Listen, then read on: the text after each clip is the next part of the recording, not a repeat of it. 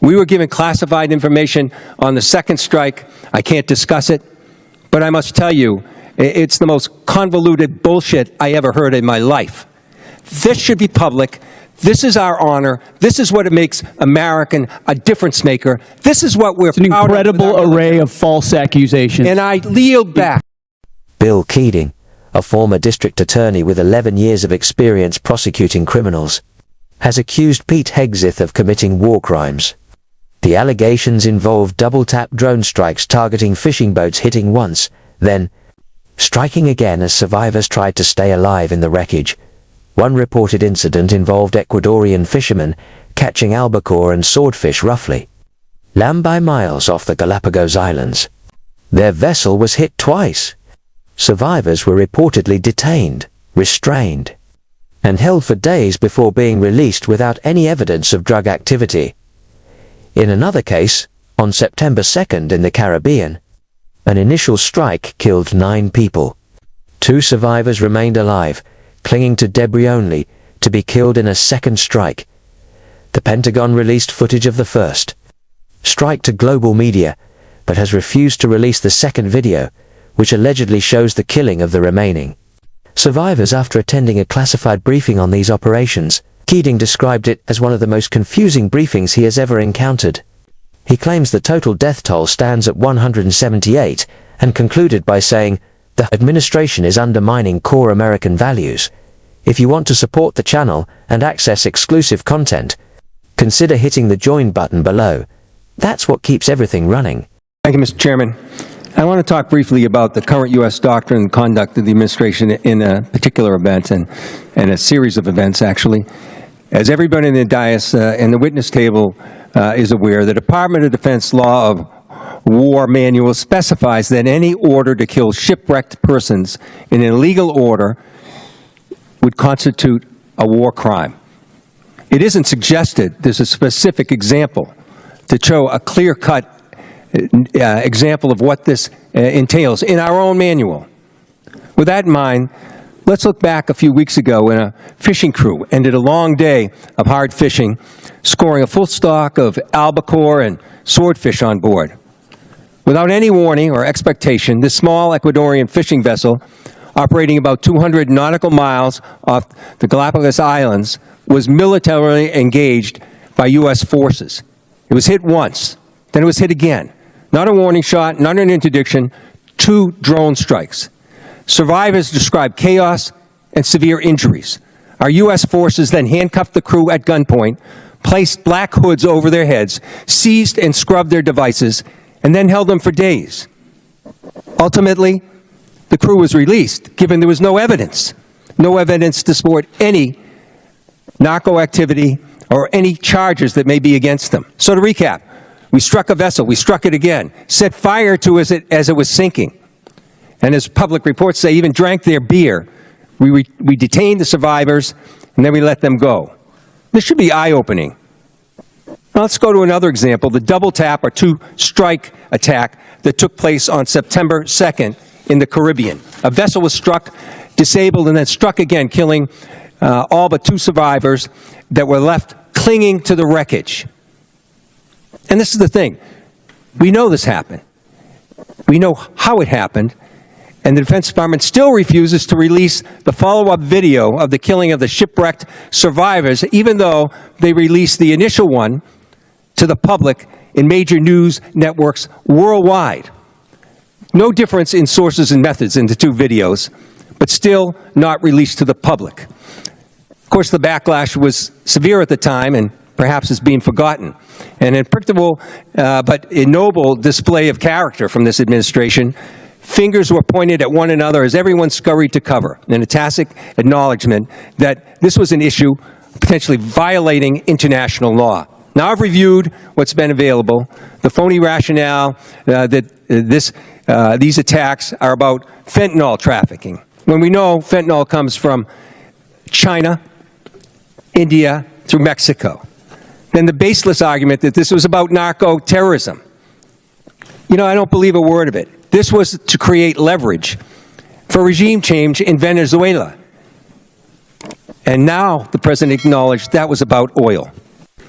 Beyond the simple need for justice and exercising American values, it's important for us to discuss what the U.S. belligerence in the world stage means to our security, our ability to marshal cooperation with our allies, and most importantly, not to normalize these actions that could endanger the lives of our own service members put in similar peril. Let me be clear about one thing. Whether it's these particular strikes discussed here, the one that killed 11 others off the coast of Venezuela, whether it's the 178 other killings, with each of these extrajudicial killings, the administration is pirating American values. We'll continue to investigate this. We will. It'll come forward in the future. Some days that second video will be released. But we've got to stop also using our precious resources that are being taxed so heavily all over the world on actions that hurt our military. They hurt our military and they hurt our standing internationally, and they're hurting our standard here at home. I hope that we can move forward. I hope we can review whether these are justified, because I found no justification. We were given classified information on the second strike. I can't discuss it, but I must tell you, it's the most convoluted bullshit I ever heard in my life. This should be public. This is our honor. This is what it makes American a difference maker. This is what we're It's an proud of. incredible array of false accusations. And I yield back. Incredible. Thank you, Mr. Chairman. Secretary Hegseth, tomorrow is 2 months since the war has begun. You've testified that it was $25 billion in cost in terms of the munitions we used and what we paid for it. But when you add to that the damage that was done to our bases and today's dollars for buying replacement munitions and replacement aircrafts, what has the total cost been over the last 60 days? That number right now reflects the total cost that we're seeing. Including buying in today's dollars the new weapons and replacements, and including the damage there? That's your testimony? If there's under oath? adjustments to that, I would defer to the comptroller on that. And how much are you seeing in terms of, are you asking in terms of supplemental funding just for the Iran mission from this committee? If and when a supplemental is submitted, Yeah, how much? the majority of it would not just be for, would not be But for what would be the Fury, it would be ballpark for Iran? munitions related to the entirety Just of a what number, we want to sir. get done. A number, what would you submit? What It would be within on Iran, it would be less than $25 billion, but there's a lot more we would ask for beyond just Iran. You're saying it's considering- $25 billion. Okay, I would just, if you Okay. come back, you want to revise those numbers, because all the experts are disagreeing with you when it comes to today's dollars and damage, but you can revise it. How much did it cost American taxpayers in terms of the strike to the Iranian school where kids were killed? Do you have that number in terms of the missiles we used? As I've said, that unfortunate situation remains under investigation. You don't know how much it 15-6 costs the investigation, but I taxpayer? wouldn't tie a cost to that, to anything. It's a reasonable question, no, sir? I mean, our taxpayer money was going there. Do you know how much it will cost Americans in terms of their increased cost in gas and food over the next year because of the Iran war?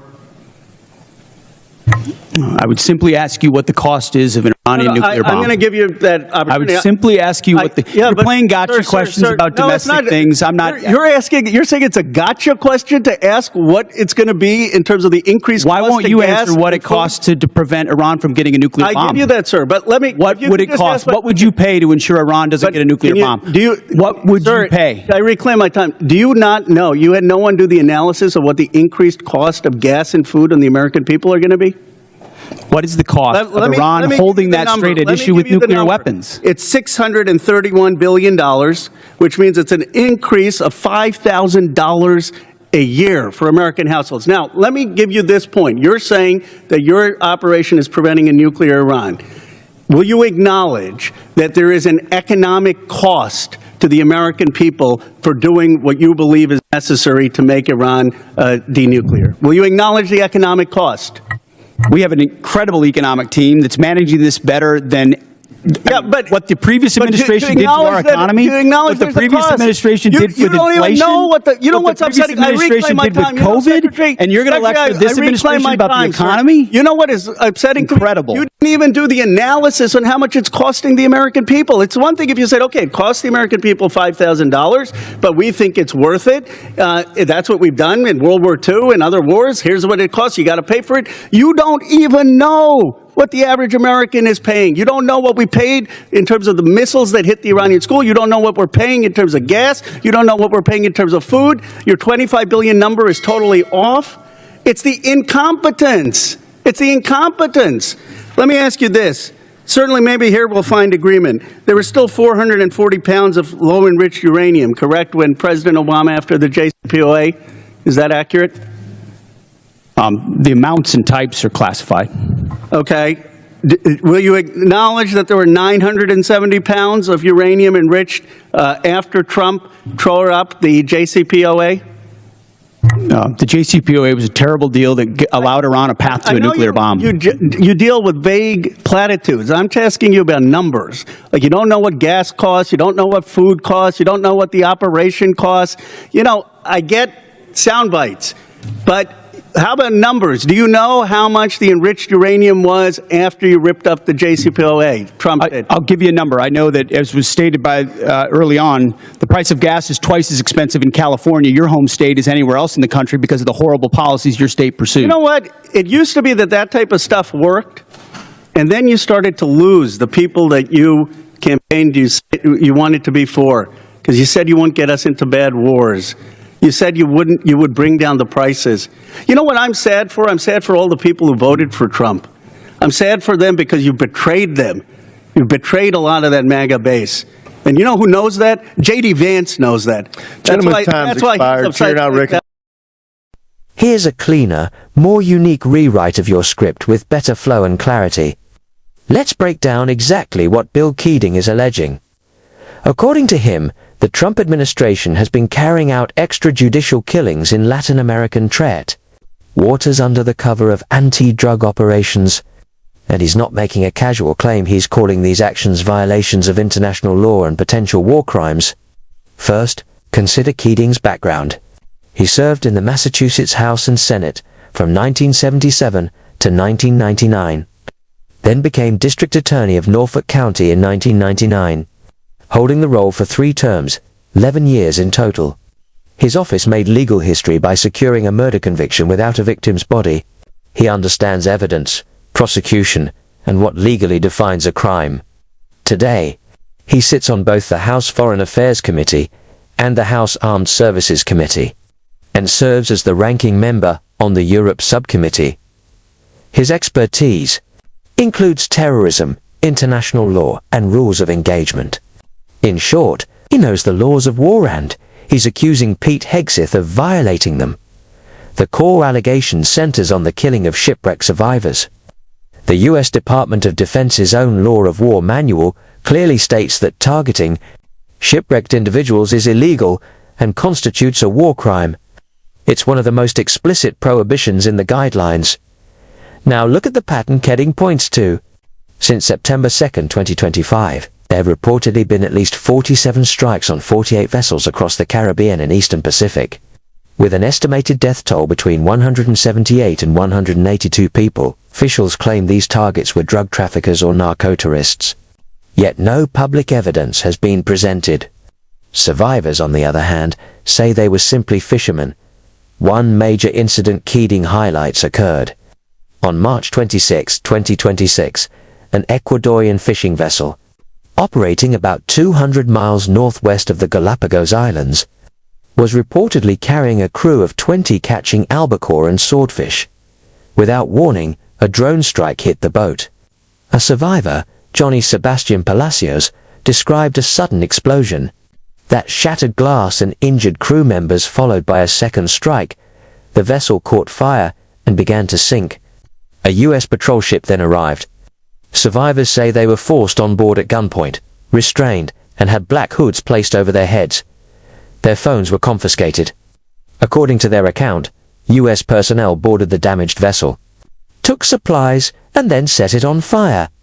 The crew was later transferred to El Salvador for questioning and eventually released without charges or any evidence of drug activity.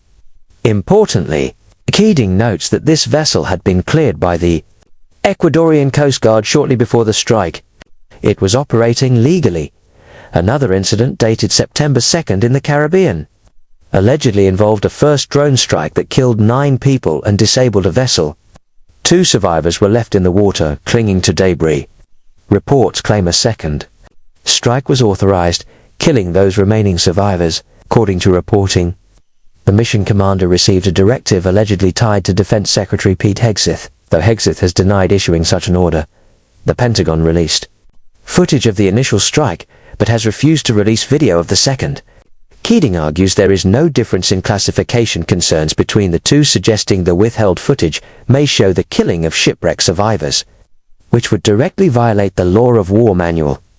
The official justification centers on drug trafficking and fentanyl, but Keating challenges this narrative, pointing out that fentanyl supply chains typically originate from China and India, via Mexican art, from fishing boats near Ecuador. Claims of narco-tourism have also not been backed with evidence. The United Nations Human Rights Chief Volker Turk has stated there is credible evidence these strikes may amount to extrajudicial killings. Keating goes further, suggesting a broader geopolitical motive, arguing the operations were intended to build pressure for regime change in Venezuela. He claims these actions helped justify a later bombing of Caracas,